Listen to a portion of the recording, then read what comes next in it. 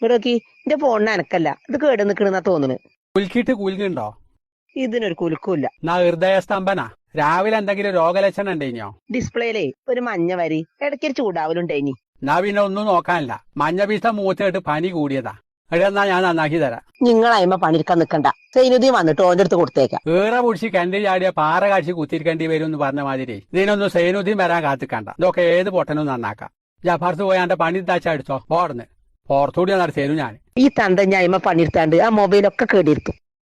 ആ വെറുതെ അല്ല, നിന്റെ ട്രീഗാൾമെന്റ് ഒക്കെ കൂടി പുറത്തേക്ക് ചാടിയാണ്. പറച്ചോനെ എന്താ അവിടെ ഒരു ഒച്ചപ്പാട്? അല്ല